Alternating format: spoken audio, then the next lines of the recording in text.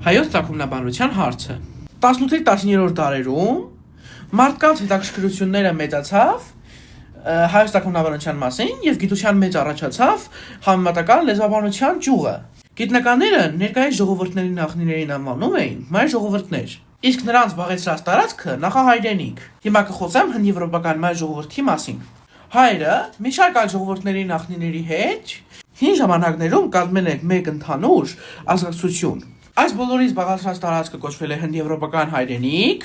Դա այդպես է կոչվել, որովհետև նրանց զբաղեցրած տարածքը Հնդկաստանից հասնում էր մինչև Եվրոպայի արևմուտք։ Դրանց մեջ է մտնում հայկական լեռնաշխարհի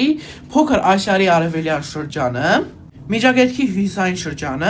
եւ իրանական Սարահարթի հյուսիս-արևմտյան շրջանը։ Իսկ հետո Քրիստոսից առաջ 4 հազարամյակի վերջին հնդեվրոպական լեզվաընտանիքից հայերը անջատվում են եւ զարգանում են որպես ինքնուրույն լեզվաճյուղ։ Մինչ այսօր կենթանի հնդեվրոպական լեզվաընտանիքից հուներենը, հայերենը, ալբաներենը եղել են եւ մնում են որպես առանձին եւ ինքնուրույն լեզվաճյուղեր։ Հիմա կպատմեմ հայոց ծագումնաբանության վերաբերյալ ավանդազրույցները։ Հայոց ծագումնաբանության մասին պահպանված ավանդազրույցներն են հունականը, հրեականը, վրացականը, արաբականը եւ պարսկականը։ Հիմա պատմեմ հայկական ավանդազրույցի մասին։ Հայկական ավանդազրույցը մեզ հասել է Մովսես Խորենացիից։ Իսկ հետո 18-րդ դարում դրանք նորից հավաքում է եւ ներկայացնում է մեզ Միքայել Չամչյանը։ Ավանդազրույցը ունի երկու շերտ։ Հնագույն շերտը, որ ստեղծվել է նախաքրիստոնեական ժամանակներում։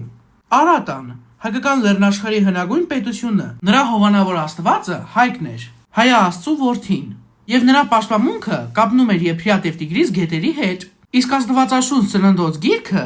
Նոյ Նահապետը եւ նրա որդիները, Հաբետ, Քամ եւ Սեմը։ Հայկ Նահապետի հայրը Թորգոմ Նահապետն էր, Նոյ Հաբեթի ժառանգներից առաջինը։ Թորգոմը թորգոմատուն պետական կազմավորման հիմնադիրն է, Եփրատի վերին ավազանում, եւ այն հիշատակվում է Քրիստոսից առաջ 20-ից 18-րդ դարերում։ Երկրորդը քրիստոնեական ավանդազրույցը։ Այստեղ հայերը ներկայանում են որպես բնիկ ժողովուրդ հայկական լեռնաշխարհում։ Քրիստոսից առաջ 2492 թվականի օգոստոսի 11-ին բուն հայոց տոմարի սկիզբը Հայկը եւ Բելի պատերազմը։ Այստեղից մեզ ասում է, որ Հայկի եւ նրա ժառանգներից առաջացել են անուններ։ Հայկ Նահապետից Հայկ Հայաստանը, Արամ Նահապետից Արմենիա, Արմեն, Արամանյակից առաջացել է Արագած լեռը եւ Արագածոդոն գավառը։ Արամայիսից առաջացել է Արմավիրի մայրաքաղաքը։ Երաստից առաջացել է Երասխը, Արաքսը։ Ամասիայից առաջացել է Մասիս լեռը։ Իսկ Արագեղեցիկից առաջացել է